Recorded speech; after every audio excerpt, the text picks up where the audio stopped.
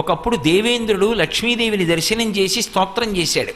చేసినప్పుడు ఆవిడ నేను ఎక్కడెక్కడ ఉంటానో తెలుసా అని తాను ఎన్ని చోట్ల ఎన్ని రూపాలతో ఉంటుందో చూపించింది.